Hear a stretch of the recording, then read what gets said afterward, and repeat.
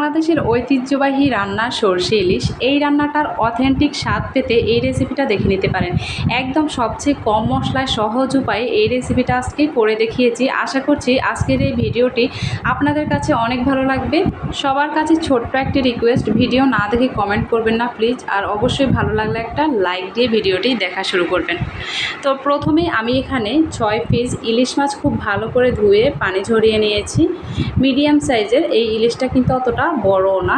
তো এর সাথে আমি প্রথমেই লবণ, তারপরে হলুদের গুঁড়া আর দিয়ে দিচ্ছি মরিচের গুঁড়া। এগুলি দিয়ে আমি খুব ভালো করে হাত দিয়ে মেখে 10 মিনিটের জন্য রেখে দেব। এই তো আমি মেখে নিয়েছি। এরপর আমি চুলায় একটা প্যান বসিয়ে দিয়েছি, আর অবশ্যই সরষে ইলিশ রান্নায় কিন্তু সরিষার তেলটা ব্যবহার করলে সবচেয়ে ভালো হয়। তো আমি হাফ কাপ সরিষার তেল দিয়ে দিয়েছি।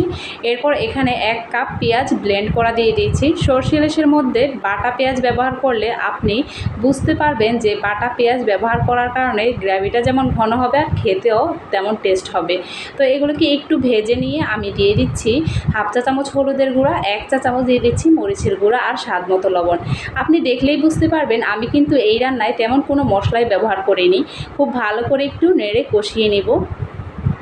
এরপর আমি এখানে শুধুমাত্র 1 চা চামচ পরিমাণ রসুন বাটা ব্যবহার করছি। আজকের এই সরষে ইলিশ রান্নায় আমি কোনো প্রকার আদা বাটা, জিরা, ধনিয়া এগুলি কোনো কিছুই ব্যবহার করব না। এরপর আমি 2 টেবিল চামচ সরষে বাটা দিয়ে দিচ্ছি। আর সরষে বাটা দেওয়ার সময় একটু লক্ষ্য রাখবেন, বেশি পড়ে গেলে কিন্তু একটু তেতো ভাব চলে আসবে। পরিমাণে ইলিশ মাছ হিসেব করে তারপর বুঝে দিবেন। তো আমি এখানে 6 পিস মাছের জন্য 2 টেবিল চামচ সরষে বাটা দিয়েছি। এরপর আমি একটু পানি দিয়ে কষিয়ে নিচ্ছি, আর 3-4টের মতো কাঁচামরিচ ফালি করা দিয়ে দিয়েছি। খুব ভালো করে কষিয়ে নেব এই মশলাটাকে, আর একটু ভালো করে কষিয়ে নিলে কিন্তু খুব সুন্দর ফ্লেভার আসবে।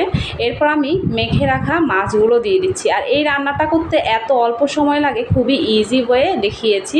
খুব ভালো করে মশলার সাথে মিশিয়ে এরপর আমি এখানে পরিমিত পানি দিয়ে দিচ্ছি, যতটুকু প্রয়োজন, খুব বেশি দেওয়ার দরকার নেই।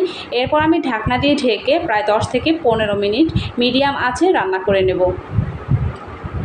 আমার কাছে এই রেসিপিটা সরষে ইলিশের সবচেয়ে সহজ মনে হয়েছে। আপনাদের কাছে কেমন লেগেছে অবশ্যই কমেন্টসে জানাতে ভুলবেন না। 15 মিনিট পরে এই যে ঢাকনা সরিয়ে দিচ্ছি, এটা কিন্তু মাখা মাখা অবস্থায় আমি তুলে নিব।